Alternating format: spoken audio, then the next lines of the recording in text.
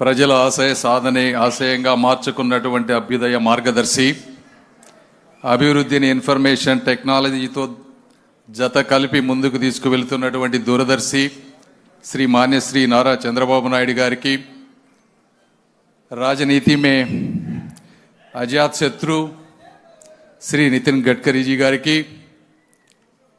గుండె మంటను మానవత్వాన్ని ఒకేసారి చూపించగలిగినటువంటి జననేత శ్రీ పవన్ కళ్యాణ్ గారికి, వేదికను అలంకరించినటువంటి కేంద్ర రాష్ట్ర మంత్రులకు, శాసనసభ్యులకు, అందరికన్నా ముందున్నటువంటి మా గుంటూరు ప్రాంత ప్రజలకు, పాత్రికేయులకు అందరికీ కూడా మనస్ఫూర్తిగా ధన్యవాదాలు. Sir Gadkariji, I wanted to thank you for 4 things. Not that these things you don't know, but I wanted to express. Number 1, for building a world-class highway infrastructure of 60,000 kilometers over the last 11 years at a speed of 30 to 40 kilometers per day. 10 years before the government, it was only 12 kilometers per hour. So I wanted to thank you, sir, for that. Number 2, I also wanted to thank you for bringing an innovative road infrastructure, whether it is white concrete or recycled plastic.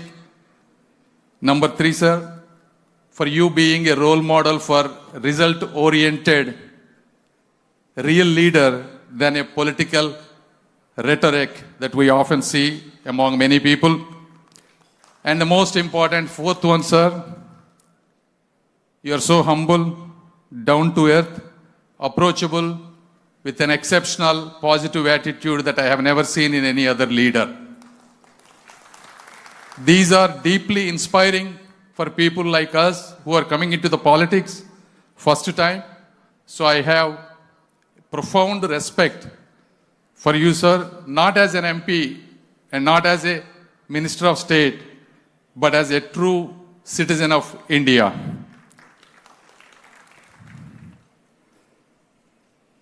And I also selfishly wanted to thank you for providing and approving 140 meters outer ring road and a lot of the small things for AIMS exit and other stuff, sir.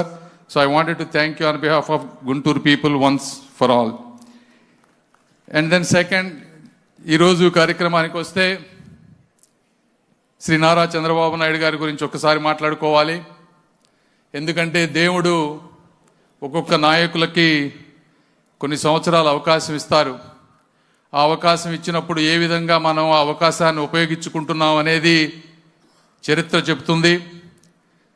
Nara Chandrababu Naidu గారు combined స్టేట్లో ఆంధ్రప్రదేశ్ ముఖ్యమంత్రిగా ఉన్నప్పుడు 180 కిలోమీటర్ల outer ring రోడ్డుకి శంకుస్థాపన చేశారు.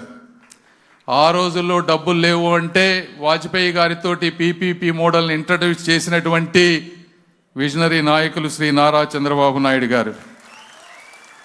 ఎవరు ఊహించని విధంగా 5,000 ఎకరాలకు పైగా భూసేకరణ చేసి ఈరోజు వరల్డ్లోనే one of the best international ఎయిర్పోర్ట్గా తయారయ్యే విధంగా చేపించినటువంటి వ్యక్తి కూడా శ్రీ నారా చంద్రబాబు నాయుడు గారు. అదేవిధంగా హైదరాబాద్ మెట్రో రైల్ 43 కిలోమీటర్లకి ఆ రోజు శంకుస్థాపన చేసినటువంటి వ్యక్తి కూడా శ్రీ నారా చంద్రబాబు నాయుడు గారు. ఇవి ఎందుకు చెప్తా ఉన్నామంటే మీరు ఈరోజు హైదరాబాద్ గురించి ఎవరైనా చూస్తే ఆ రోజు ఆయన చేసినటువంటి ఇవి జీనోమ్ వ్యాలీ ఇవి తప్పించి గత 2004 నుంచి ఈ రోజు వరకు కొత్తగా హైదరాబాద్కి ఏమొచ్చిందంటే గబక్కన ఒక్కడు కూడా చెప్పలేరు. హైటెక్స్ కానీ హైటెక్ సిటీలు కానీ అవి తప్పించి. అదేవిధంగా గత 5 సంవత్సరాల్లో ఒక వ్యక్తికి ఈరోజు అధికారం ఇచ్చారు. ఆయన ఏం చేశారో కూడా మీకు అందరికీ తెలుసు. కాబట్టి అభివృద్ధికి ఆదర్శంగా ఉంటూ విధ్వంసానికి దూరంగా ఉంటూ ఆంధ్రప్రదేశ్ ప్రజలు గత 5 సంవత్సరాల్లో కోల్పోయినటువంటి ఒక మంచి సమయాన్ని మళ్ళీ ఎప్పుడు దరిదాకకుండా చేస్తారని ఆశిస్తూ వారు ఉండుంటే బంగారంగా ఈరోజు అమరావతి కానీ ఔటర్ రింగ్ రోడ్ కానీ అన్నీ ఎంతో అద్భుతంగా జరిగాయి. ఈ ప్రాంత ప్రజలకు ఉద్యోగాలు వచ్చాయి. ఏదేమైనప్పటికీ సార్ మీరు ఈ వయసులో కూడా ఆయన అంటా ఉన్నారు మా సార్కి ఏజ్ అయిపోయిందని. 24 గంటలు ఎలా పనిచేస్తున్నారు. ఢిల్లీ, సింగపూర్, దుబాయ్ నువ్వు ఎప్పుడన్నా వెళ్ళావా, ఎప్పుడన్నా చూసావా? ఏజ్ కాదు కావాల్సింది, టాలెంట్ కావాలి, ఒక ప్యాషన్ కావాలి. మా గుంటూరు ప్రాంత ప్రజల తరపున, ఆంధ్రప్రదేశ్ ప్రజల తరపున సార్ మీకు మనస్ఫూర్తిగా మీ ప్యాషన్కి, మీ హార్డ్ వర్క్కి ధన్యవాదాలు తెలుపుకుంటూ అందరికీ సెలవు తీసుకుంటున్నాను. Thank you.